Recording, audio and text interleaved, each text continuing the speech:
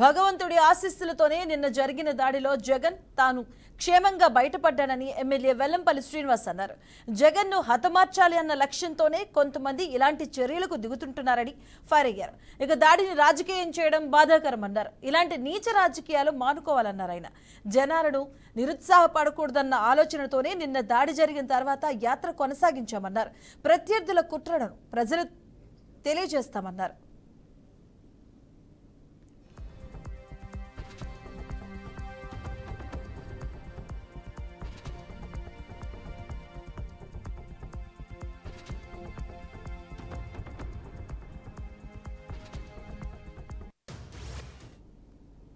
జగన్ పై దాడి జరిగిన సమయంలో ఏం జరిగిందో అర్థం కాలేదన్నారు వెల్లంపల్లి.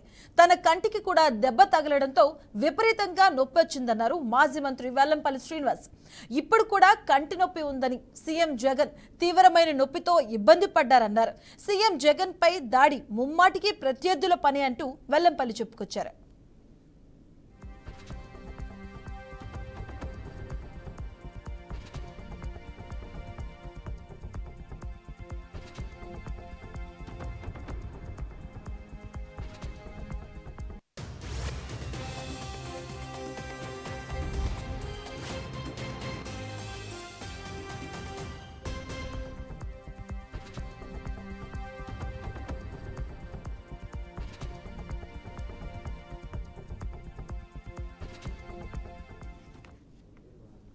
భగవంతుడి ఆశీస్సులతోనే నిన్న జరిగిన దాడిలో జగన్ తాను క్షేమంగా బయటపడ్డానని ఎమ్మెల్యే వెల్లంపల్లి శ్రీనివాస్ అన్నారు.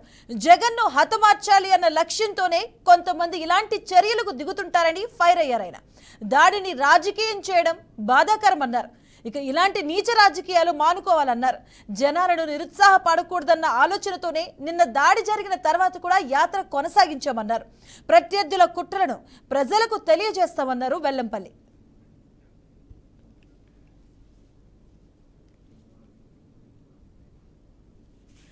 ఇక జగన్ పై దాడి జరిగిన సమయంలో ఏం జరిగిందో తనకు అర్థం కాలేదని, అలాగే తన కంటి కూడా దెబ్బ తగలడంతో విపరీతంగా నొప్పితో బాధపడడం వల్ల ఆయన కూడా సరిగా ఏం తెలియదని కూడా వెల్లంపల్లి చెప్పడం జరిగింది. అలాగే ఆయన కంప్లైంట్ కూడా ఇవ్వడం జరిగింది. అలాగే ఇప్పుడు కూడా కంటి నొప్పితో అలాగే సీఎం కూడా బాధపడుతున్నారంటూ కూడా ఆయన చెప్పడం జరిగింది. రైట్, ఇదే అంశానికి సంబంధించిన పూర్తి అప్డేట్స్ మా కరెస్పాండెంట్ శ్రీనివాస్ అందిస్తారు లైవ్ ద్వారా. ఓటీ శ్రీనివాస్.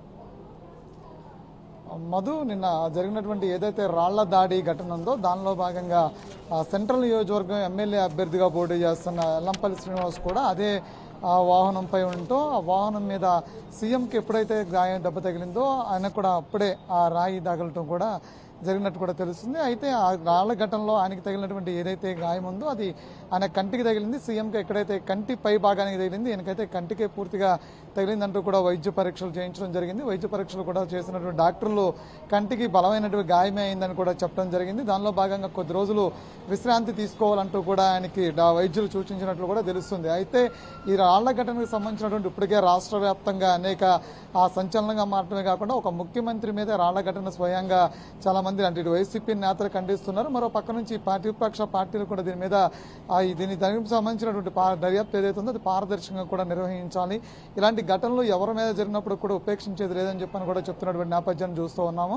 అయితే ఈ రాళ్ల ఘటనకు సంబంధించి ఇప్పటికే వెల్లంపల్లి శ్రీనివాస్ గాయపడటం జరిగింది. ముఖ్యమంత్రి జగన్మోహన్ రెడ్డికి కంటి పైభాగం తగలటంతో ఆయనకి ఆ రక్త గాయం అవటమే కాకుండా రక్తస్రావం కూడా అయినట్టు తెలుస్తుంది. మరో పక్క నుంచి వెల్లంపల్లి శ్రీనివాస్కి కంటికే డైరెక్ట్గా ఆ రాయి తగలటంతో కూడా ఆయన అక్కడ ఏం జరిగిందని కూడా తెలియని పరిస్థితుల్లో రాత్రి ఉండిపోయామని చెప్పడం కూడా జరుగుతుంది. ఆయనకి అప్పుడు ఆ రాయికి దెబ్బ తగిలినప్పుడు ఆయన పెద్ద శబ్దం రావటం, ఒకసారిగా ఆయన టెన్షన్ పడటం, అదేవిధంగా ఆ నొప్పిని భరించలేకపోవడంతో కూడా ఏం జరిగిందో చెప్పలేని కూడా చెప్పడం జరిగింది. అయితే వైద్యులు పరీక్షించిన తర్వాత ఆయనకి కంటికి బలమైన గాయమే జరిగిందని చెప్పడం జరిగింది. అంతేకాకుండా కంటికి ఒక కట్టు కూడా వేయడం జరిగింది. కొద్ది రోజులు విశ్రాంతి కూడా తీసుకోవాల్సిన అవసరం ఉంటుంది. ఎందుకంటే కన్ను చాలా సున్నితమైన అవయవం కాబట్టి దాన్ని ప్రెజర్ కాకుండా ఉండే విధంగా కూడా చూసుకోవాలంటూ కూడా వైద్యులు సూచించారని చెప్తున్నారు. దేవుడి దయ వల్ల వాళ్ళకి ఏది ప్రాణహాని జరగలేదని చెప్తున్నారు. అయితే ఎలా వచ్చి ఏది తగిలింది అనేది మాత్రం స్పష్టంగా చెప్పలేనట్టు పరిస్థితి ఉంది. దాని మీద ఇప్పటికే వెల్లంపల్లి శ్రీనివాసు ఫిర్యాదు కూడా చేస్తామని చెప్తున్నట్టు నేపథ్యం ఉంది. ఇప్పటికే దీనికి సంబంధించి నేతలు ఎవరైతే ఉన్నారో వైఎస్ఆర్సీపీ ఎమ్మెల్యేలు కావచ్చు, అదేవిధంగా అభ్యర్థులు కావచ్చు, వీళ్ళందరూ కూడా పూర్తిగా వెల్లంపల్లి శ్రీనివాసుని అదేవిధంగా ఆ సీఎం క్యాంపు బస్ చేస్తున్నటువంటి క్యాంపు ఏదైతే ఉందో అక్కడ కూడా వెళ్ళి చాలా మంది పరామర్శిస్తున్నటువంటి నేపథ్యం చూస్తున్నాం. అంతేకాకుండా రాష్ట్ర వ్యాప్తంగా వైసీపీ శ్రేణులందరూ కూడా ఈరోజు ఉదయం నుంచి నిరసన తెలియజేస్తూ ఉన్నారు. ఇది ప్రతిపక్ష పార్టీకి సంబంధించినటువంటి కుట్రగానే వాళ్ళు చూస్తున్నామని చెప్తున్నారు. ఏదైనా సరే విచారణ పూర్తయ్యి స్పష్టత వచ్చేంత వరకు కూడా దీని మీద ప్రతిపక్ష పాత్రే ఉందని చెప్పని మాత్రం మేము అనుకుంటామని చెప్పినప్పుడుగా వైసీపీ నేతలు చాలా స్పష్టంగా చెప్తున్నటువంటి పరిస్థితి ఉంది. అందులో భాగంగానే నిరసనలు కూడా తెలియజేస్తూ ఉన్నారు.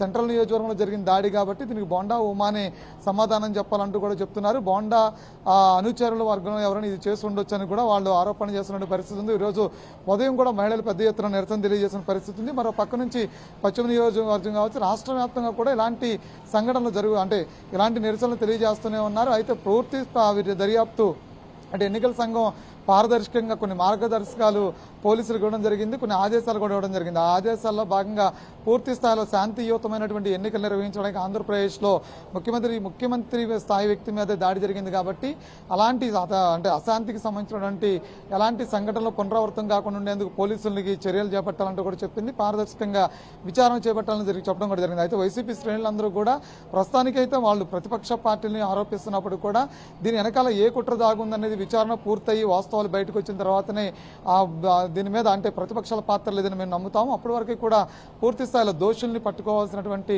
అంటే పోలీసులు కూడా దోషుల్ని పట్టుకునేటువంటి ప్రయత్నం చేస్తున్నారు. కాబట్టి ప్రస్తుతం జరిగినటువంటి ఏదైతే వాళ్ళ నాయకుడి మీద జరిగినటువంటి ఏదైతే దాడి ఉందో దాడికి మాత్రం నిరసన తెలియజేస్తున్నటువంటి పరిస్థితి కూడా ఉందని రాష్ట్ర వ్యాప్తంగా తెలుస్తుంది. Madhu. Right, thank you Srinivas.